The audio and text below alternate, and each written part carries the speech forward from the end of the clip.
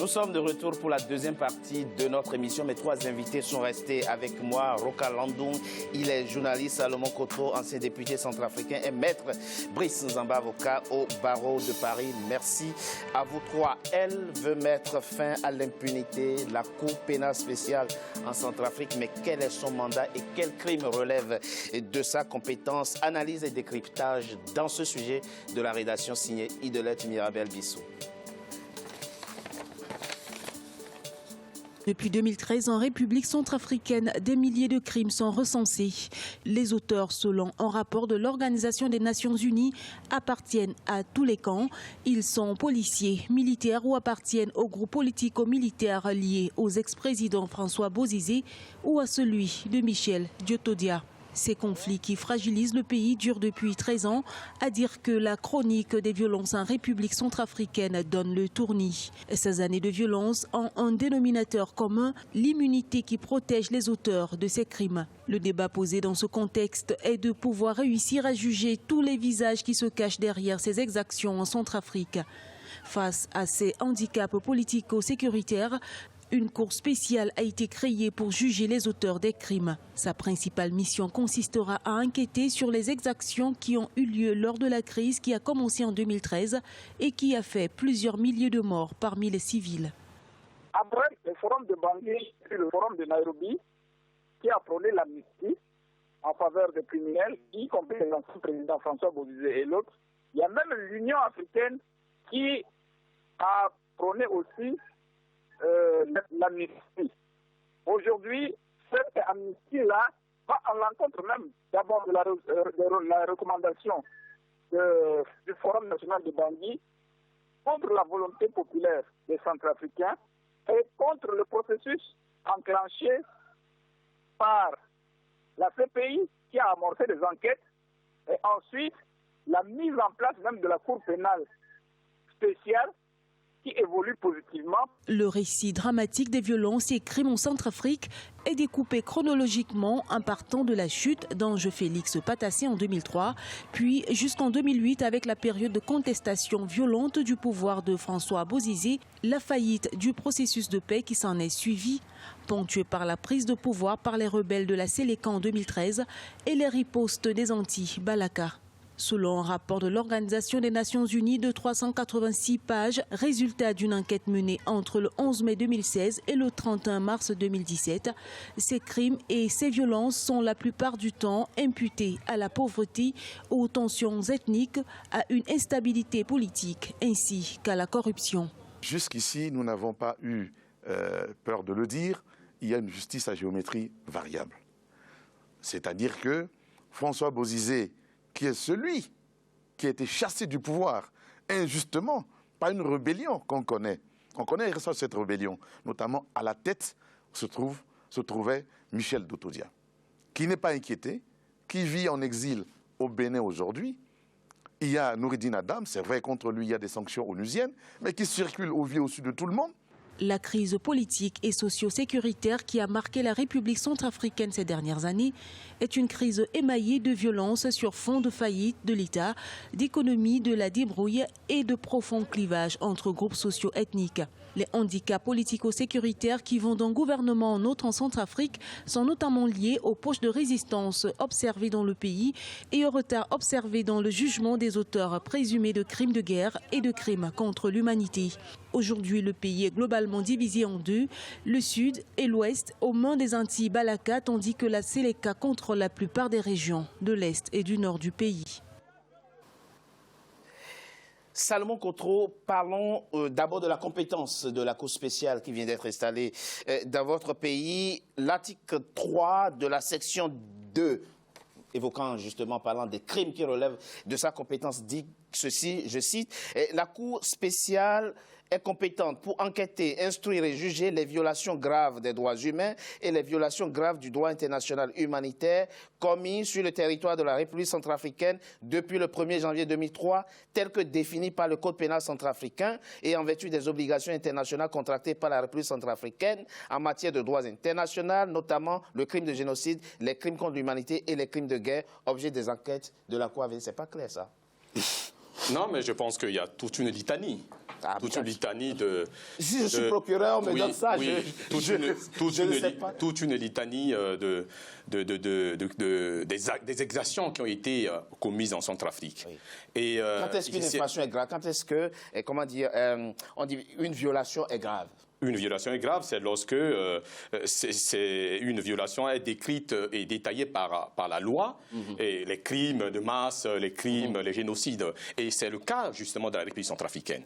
Et donc, c'est dans ce cadre-là, justement, les destructions des biens et autres font partie de tout ça. Et donc, c'est dans ce cadre-là que cette cour a été mise en place. Mais le problème qui se pose, le problème c'est quoi? Ce n'est pas seulement la personnalité ou la qualité des fonctionnaires qui vont faire fonctionner cette cour. Mais il faudrait d'abord qu'il y ait la volonté, on revient encore sur ça. Parce qu'un procureur, même s'il décerne un mandat, même s'il a la volonté au bout de ses enquêtes, et que la présomption d'innocence, on est encore dans la présomption d'innocence, et que la culpabilité des uns et des autres soit établie, mais il faudrait qu'il y ait une force derrière. Parce que Mais c'est pour ça que je vous demandais justement dans la première partie, sur quelle force comptez-vous vous appuyer? Vous m'avez parlé de la MINUSCA. Justement, je vous ai une force derrière, et cette force-là, aujourd'hui, le gouvernement a fait des efforts à travers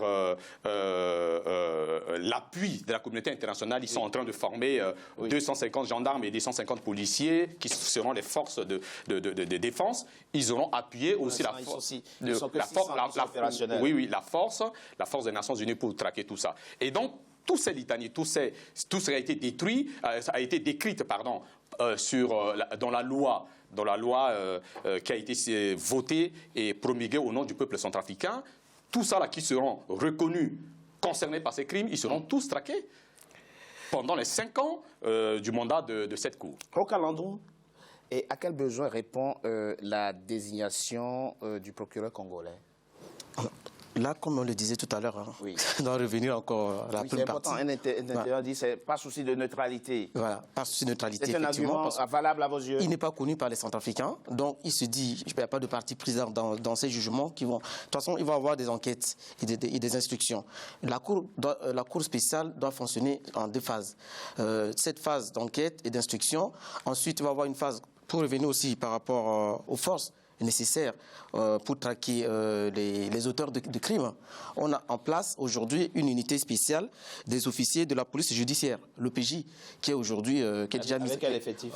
Là, nous parlons entre 300 et 400 personnes qui théoriquement sont en formation, qui vont pouvoir aussi seconder pour les 623 000. Non, bon, après, avec le temps, comme le disait M. Coutreau, c'est sur un mandat de 5 ans et au bout de, l'effectif sera revu certainement.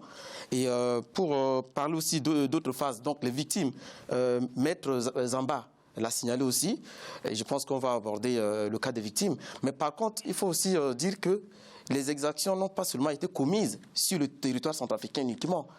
Dans les pays limitrophes de la République centrafricaine, on a continué à tuer même les Centrafricains. Non, pour l'instant, le mandat de la Cour spéciale, c'est de traiter les crimes commis en Centrafrique. Mais il fallait penser aussi aux Centrafricains vous pensez qu'à ce stade, il faut même déjà extrapoler son mandat? Exactement. Exactement. Parce que ce ne sont pas des bêtes qu'on va tuer comme ça et oublier. Donc, il faut rendre justice.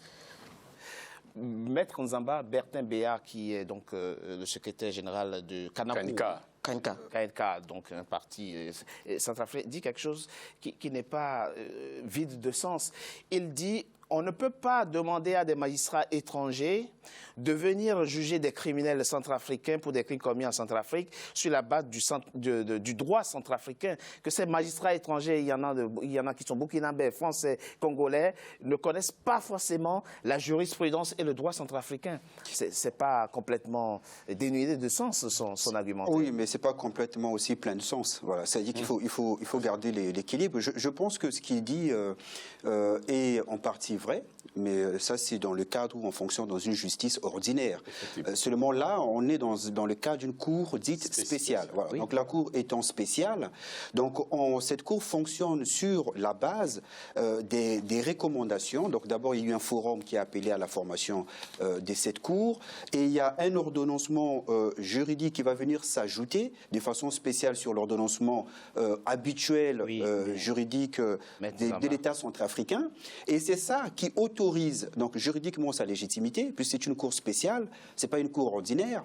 Donc son caractère de spécial fait que on peut admettre que des magistrats étrangers arrivent sur le sol centrafricain pour pouvoir dire le droit au vu de la jurisprudence. Mais il ne faut pas non plus sous-estimer des magistrats. Non, quand on est magistrat ou quand on est avocat, on est appelé à aller dire le droit partout où la cause vous appelle. Zamba, tout tribunal ad hoc, toute juridiction pénale spéciale qu'on a connue de par le passé a eu son propre statut avec des définitions précises des crimes. Ça c'est une nouvelle génération. Aucun tribunal spécial n'a jugé sur la base du code pénal d'un pays. Voilà, d'où la spécificité de la République centrafricaine. C'est que dès le départ, j'ai précisé qu'il y a eu une première génération des tribunaux pénaux internationaux.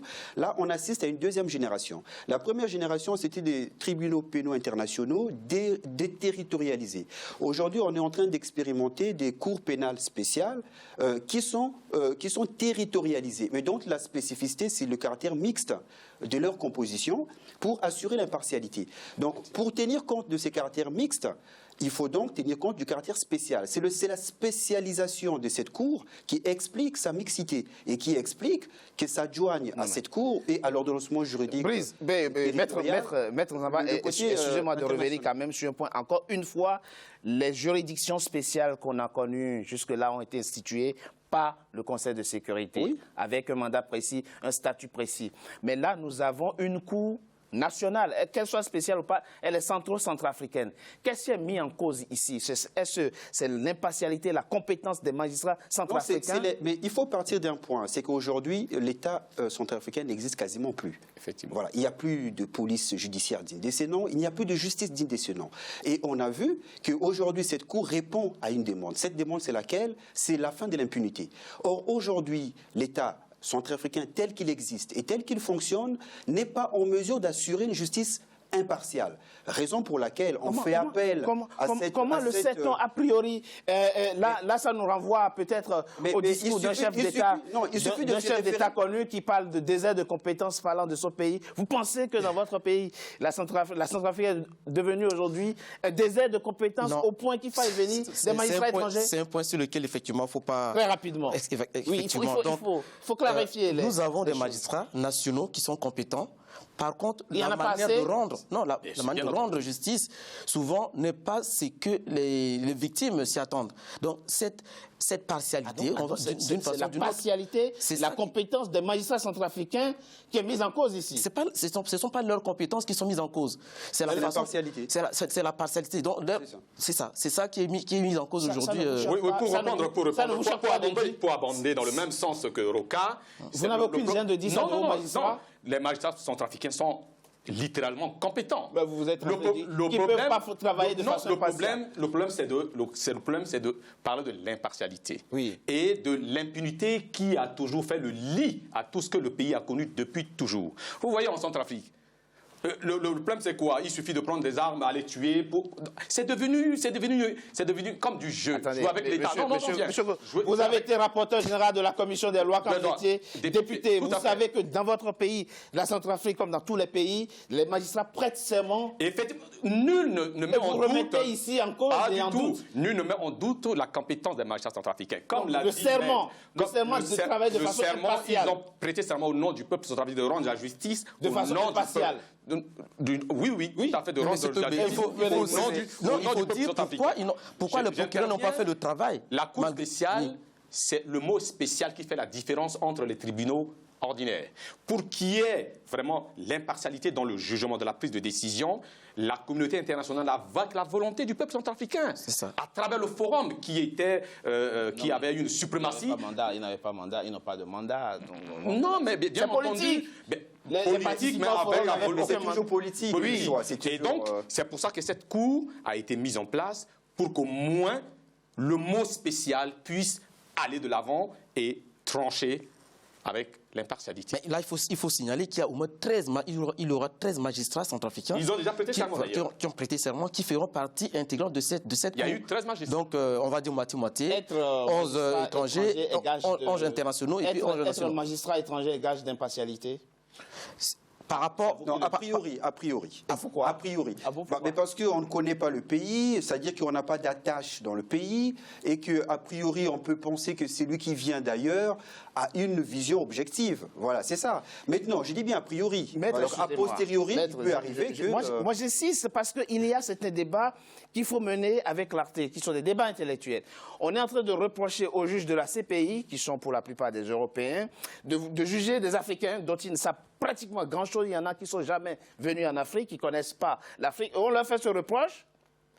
Et dans le même temps, on institue une cour africaine dans un pays africain, on fait venir des étrangers d'autres pays pour les juger. Non, mais c'est pas pareil. C'est pas pareil. Expliquez-nous. Pourquoi c'est pas pareil? Parce que la Cour pénale internationale, le droit qui est dit est un droit qui est dans des conventions que les États ont signées et qui sont à la portée du premier juriste un peu aiguisé. Donc c'est pas extraordinaire. C'est-à-dire que le problème qu'on traite, c'est d'abord le droit. Le droit, la règle. On n'a pas besoin de connaître le pays pour juger. Non, on connaît les faits. Ce qui est important, ce sont les faits. Est-ce que les crimes ont été commis? Oui ou non? Les crimes ont été commis, il y a des témoins, il y a des faits qui relatent que les crimes ont été commis. Est-ce que ces crimes peuvent être qualifiés de crimes de guerre, crimes contre l'humanité, etc., etc.?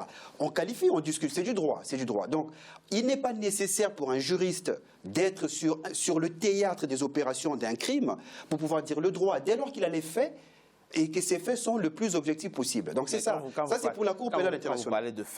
Quand vous parlez de faits, vous parlez des éléments de l'enquête, vous parlez des faits. Les procès-verbaux,